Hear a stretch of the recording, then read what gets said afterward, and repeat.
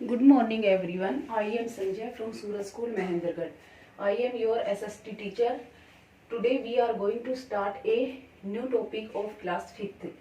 Indian Constitution यानी कि भारतीय संविधान. Constitution को कहते हैं संविधान.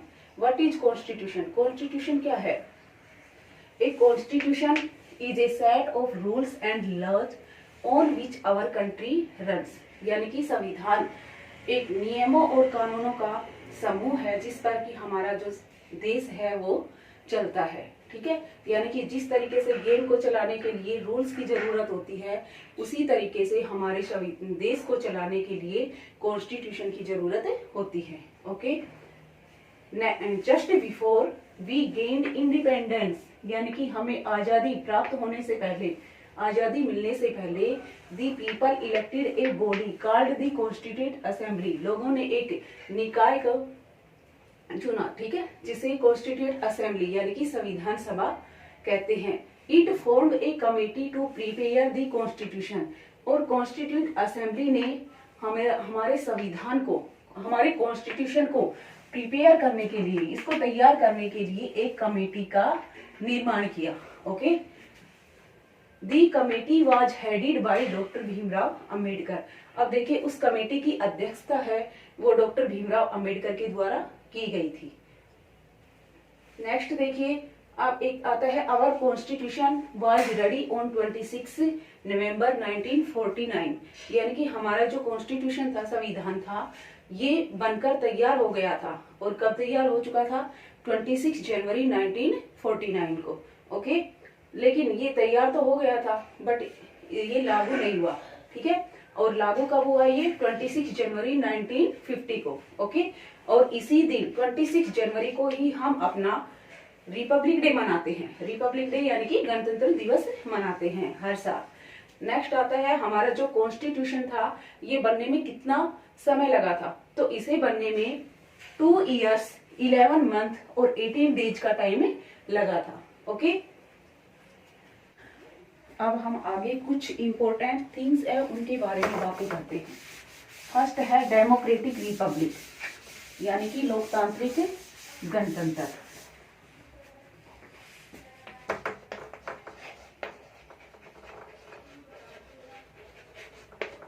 डेमोक्रेटिक रिपब्लिक को बोलते हैं लोकतांत्रिक गणतंत्र. In a democratic India is a democratic republic यानी कि भारत है वो एक लोकतांत्रिक गणतंत्र है. In a republic the head of the country is president यानी कि जो कंट्री का हेड होता है वो कौन होता है? प्रेसिडेंट होता है. The head of the country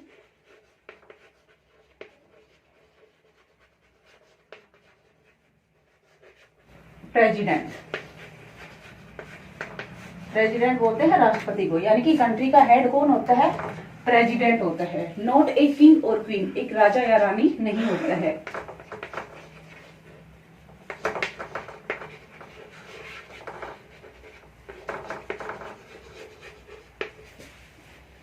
the leaders elected by the people form the government यानी कि लोगों के द्वारा जो लीडर्स चुने जाते हैं उनसे क्या बनती है? उन्हीं से गवर्नमेंट बनती है. ओके, अब सेकंड पॉइंट है इंडियन यूनियन यानी कि भारतीय संघ.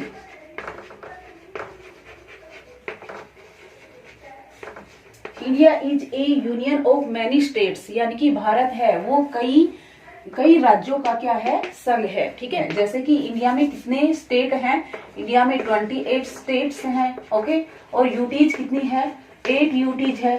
तो इसी प्रकार जो इंडिया है वो कई स्टेट का क्या है? संघ है. ओके, कई राज्यों का संघ है. लेकिन क्या है कि इसमें कॉन्स्टिट्यूशन कहता है कि प्रत्येक राज्य की, ठीक है, जैसे ये 28 राज्य है तो प्रत्येक राज्य की अपनी गवर्नमेंट होनी चाहिए. ओके, और पूरे देश के लिए, ठीक है, मतलब कंट्री के लिए एक गवर्नमेंट जिसे यूनियन गवर्नमेंट या फिर सेंट्रल गवर्नमेंट कहते हैं. यूनियन गवर्नमेंट या फिर सेंट्रल गवर्नमेंट कहा जाता है. ओके, या फिर सेंट्रल गवर्नमेंट. ओके, नेक्स्ट जो थर्ड पॉइंट है वो हमारा आता है सेक्युलर कंट्री यानी कि धर्मनिरपेक्ष देश.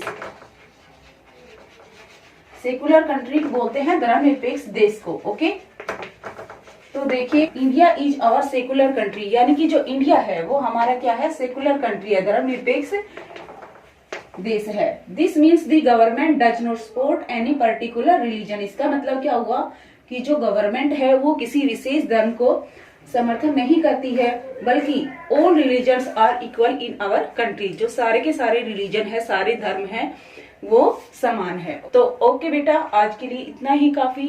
Thank you.